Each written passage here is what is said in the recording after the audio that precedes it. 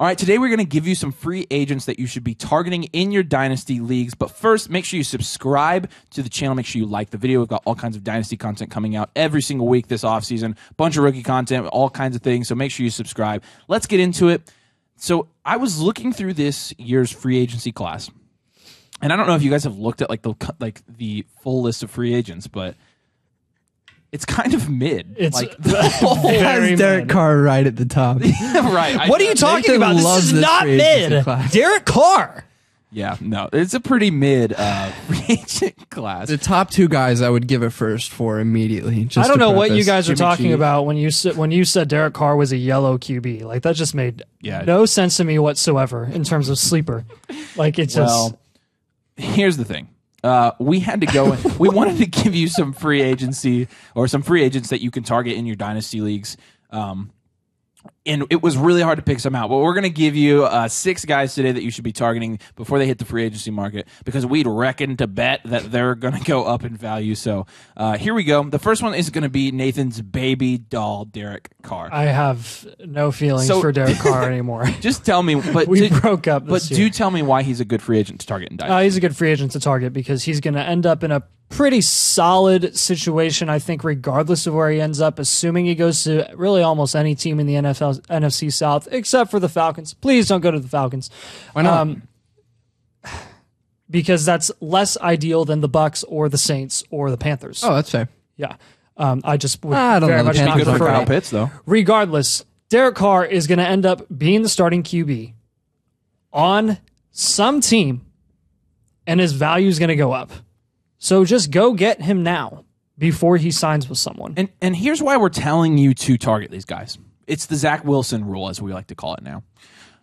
Because not only are these guys good values now, but we suspect that they're going to go up in value after they hit their new teams. It's another play the market video. These are guys you should buy now to sell later, or I guess you could keep some of them, but these guys are definite value wins if you decide to flip them. So that's the main reason we're telling you to go get Derek Carr. Derek Carr, any free agent, when they sign with a new team, their dynasty value goes up.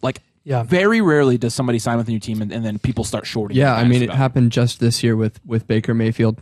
Everyone was out on Baker Mayfield, and then he went to the Panthers, and then secretly everyone was back in on him, and they were hoping that he would turn into something. It doesn't matter how bad you are. Same thing's going to happen with Zach Wilson. Same thing's going to happen with Derek Carr. But Derek Carr can actually be actually be a starting QB. Baby doll Derek. That's what he does. Yeah, and honestly, I just want to see Derek Carr go to the Panthers so bad because I want to see DJ Moore spike in value so that you can sell him for so much because he's mid as a fantasy asset. That would be the most mid situation. You know what they say? QB. This is his year.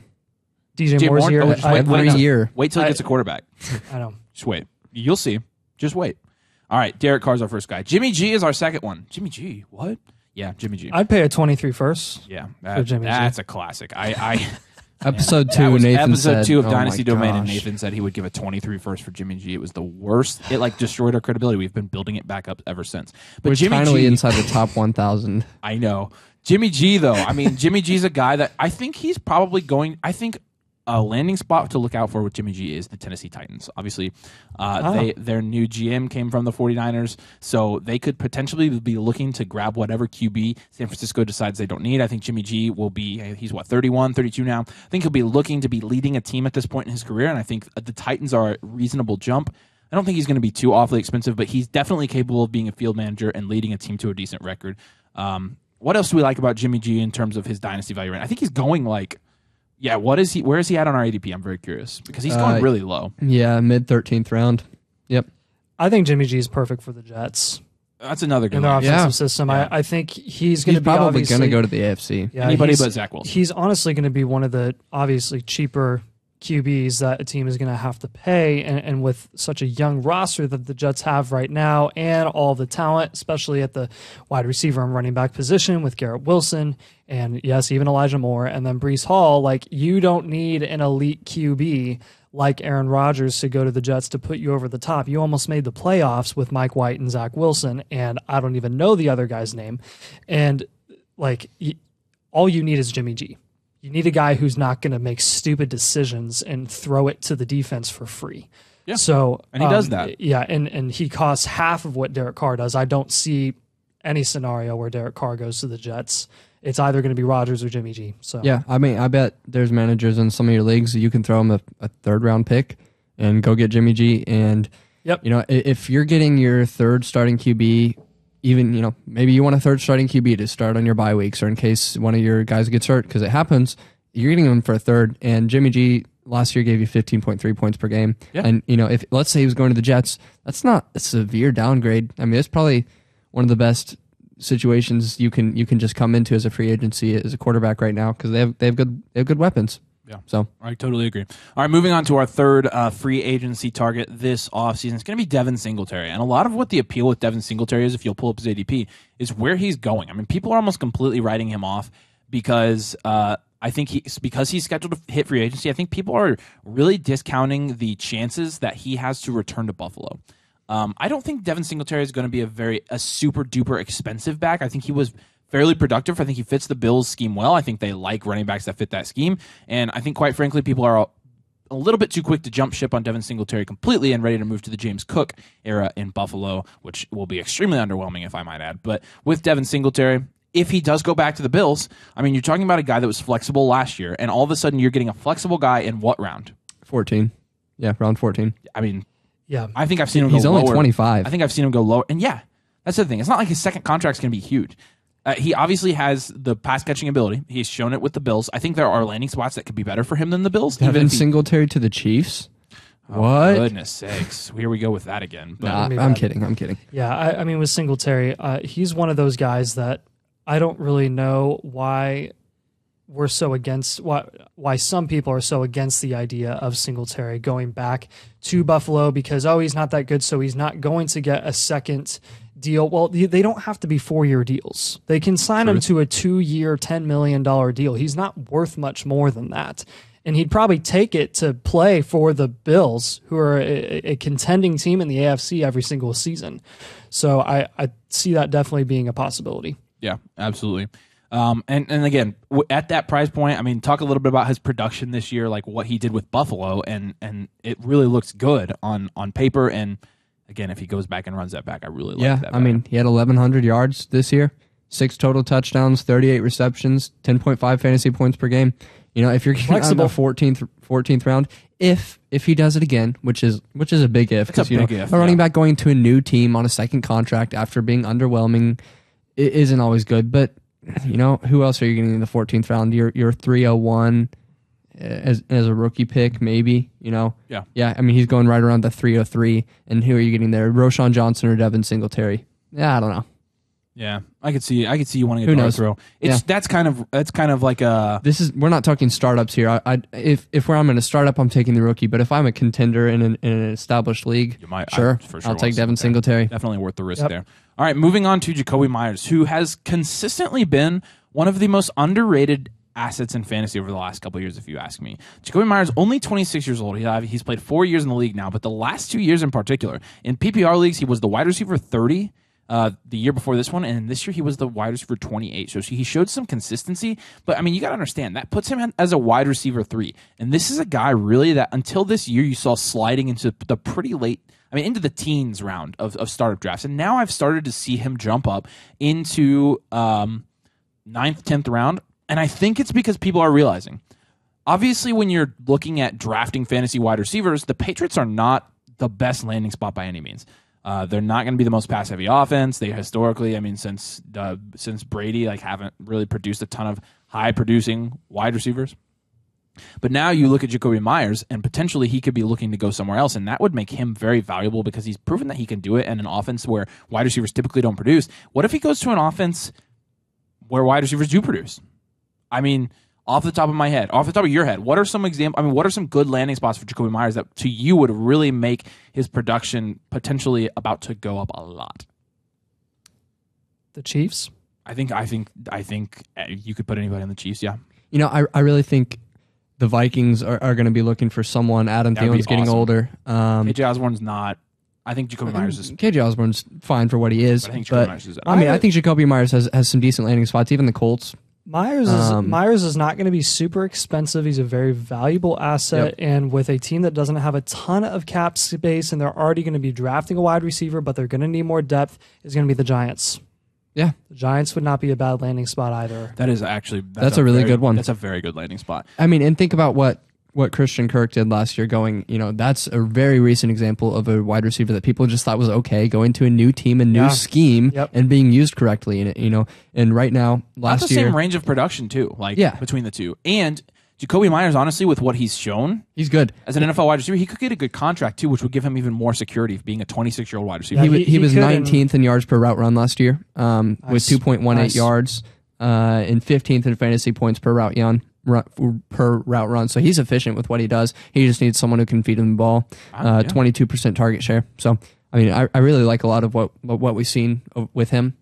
This year was the first year he really produced with his touchdowns, though. Over his first 2 seasons, he had a grand total of 0 touchdowns. So I think had he done more as a rookie in his second year, he wouldn't be fantasy dynasty wide receiver 60 range like he is now. I think the Rams' second best wide receiver right now is Skowronek or whatever his name is. Skowronek. I can't say his name. Skowronek. I think Jakobi Meyers would, technically they thought it was going to be Allen Robinson, but I think the Allen Robinson experiment has failed. So I think that if they brought in Jakobi Meyers, if Matt Stafford stays healthy, I mean, you could be looking at a hyper-productive second option in LA too. There are a lot of really attractive landing spots, and you can get him pretty cheap. He's a pretty good buy right now in Dynasty. So target him before he goes to a new team, because I bet once people realize what he's produced at and the potential he has on a new team, that his value will go up quite a bit. Yeah, just a quick one right there. Before we move on, Paris Campbell, someone I'd look to do similar things. Finally getting healthy. That's a good point. He's going to be free agent this year. Yeah. I think he'll probably get a 1-year prove-it deal somewhere if he moves. Yeah. Will he prove it or will he get injured? Because I was always scared of Paris Campbell as Colts. We'll see. He doesn't really. He's not expensive, so why not go try to get Paris Campbell? We'll see. What do you guys think about Mike Gesicki? I think he's going to go up in value because he's not going to be on the Dolphins next season. Pretty bad spot for him being with Waddle. They tagged him. He went down in value.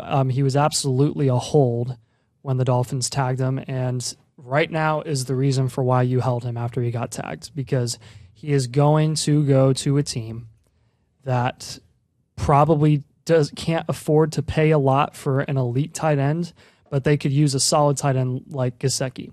So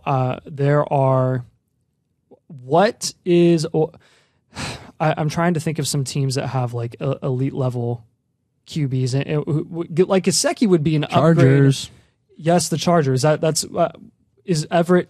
Was he just on a 1-year deal? I don't know. I think he was. The Chargers would be a fine landing spot. I don't know how long Hurst is going to be in Cincinnati, but I mean, any contending team there that just needs a cheaper option that is going to be better than what they have right now, like Gesicki is going to be that guy. I mean, the Cowboys are likely losing Dalton Schultz. Yeah, Gesicki would be great there. Schultz is probably more expensive than Gesicki. You're right. Because Schultz can actually block. And that's what I was going to say. Gesicki has shown like extreme ability in the receiving game last year. So 2021, he had 111 targets and over 1,000 air yards. So 1,010 air yards. 780 receiving yards to go along with that. So in a tight end premium league, you want 111 targets, 73 receptions right there. You're getting extra points for every single one of those receptions. And we've seen his ability. He's cheap now. He's going in like the 14th round. Yeah, pick him up. I think it's a good one. And then building off of that, a guy we just mentioned as our last free agent to target in Dynasty, and that's going to be Dalton Schultz. So Dalton Schultz obviously had a real connection with Dak. There was a lot to be said about his production while he was in Dallas. If he goes back to Dallas, I think, and he gets a contract, I think you're going to see his value in Dynasty go way, way up. You've seen him slide recently in startups to the 9th and 10th round in tight end premium leagues even, and if he does get paid and he's tied to Dak, two that have proven that they have really good chemistry, I think his value is going to go up 6th, 7th round, and he's going to be a tight end that you're looking to keep on your Dynasty team and start every week. He's been fairly consistent. I know you're a big Dalton Schultz fan, so tell me a little bit about why you like him, especially at this value. Yeah, I mean, not to brag too much, but I was way in on Dalton Schultz way before he was cool, like 3 years ago, and it was always because of the situation in Dallas. So obviously, will he take a hit if he goes elsewhere this offseason? Yes, and I'll still be buying him at that point because he's a good receiver. Like he really is. He is a good tight end. Like Simon said, he can block. and he'll be a good asset for wherever he ends up going. That being said, I'm definitely more excited if he stays in Dallas because currently outside of CeeDee Lamb, there's not really any target dominator in that offense aside from Schultz. So Schultz really being the second receiving threat there in Dallas, I think is saying a lot. And I don't think that opportunity is going to go down regardless of what the Cowboys do in the draft this season. Yeah, I don't think so either. And I think also with Dalton Schultz, although we'd rather him go back to Dallas, I mean, if he landed in LA, we'd be fine with that. We'd be fine. I mean, that would be huge. I think, honestly, I think LA might be an upgrade. I think Justin Herbert and him would have that level of chemistry to where he'd be producing at a very high level. So, same deal. I think kind of to go in tandem with Dalton Schultz, though, is, a similar situation to in 2020 with Jarwin, the guy before Schultz. Yep. When, people had no idea who Schultz really was until that first Monday night game against the Bucs. I still remember it now. He was on the waivers. I got him in the waivers in a few leagues. And Jake Ferguson and Peyton Hendershot, pick both of them up. There's a good chance one or both of them are on the waivers in your leagues, depending on how deep they are. Extremely smart. Or get them as a throw-in for another trade, especially Jake Ferguson. He flashed last year a few times. Well, both of them did, even Hendershot. And they both have a chance to be that next Dalton Schultz who's going to be utilized just because lack of depth and could turn in. Pick both of them up. You don't know which one it's going to be. And Peyton Hendershot's a Hoosier, so I mean that's an added bonus. Yeah, whatever, pretty boy. All right, that's going to wrap it up. Those are 6 guys we think you should target. Let us know in the comments if we miss anybody that you think that we should be targeting in Dynasty, the free agents, and let us know why you agree or disagree with us in the comments. This is kind of an underwhelming free agent class, and I think a lot of these restricted free agents are going to end up coming back to their team anyways. So kind of hard to pick some guys out, but let us know what you think in the comments. Make sure you like the video. Make sure you subscribe to the channel. We've got all kinds of new Dynasty content coming out every single week. And make sure you go check out our Discord, which is access through our locals. That's where we have all of our rankings, ADP data, trade advice, live streams, etc. So make sure you check that out as well. As always, we really appreciate you guys listening. Thanks for joining us, and we'll see you later.